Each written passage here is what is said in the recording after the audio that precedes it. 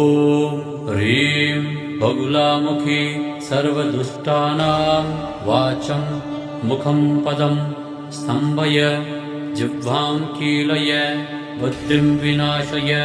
ह्रीं ॐ स्वाहा। ॐ ह्रीं बगुलामुखी सर्वदुष्टानां वाचं मुखं पदं स्तम्भय जिह्वां कीलय बुद्धिं विनाशय। ह्रीं ॐ स्वाहा।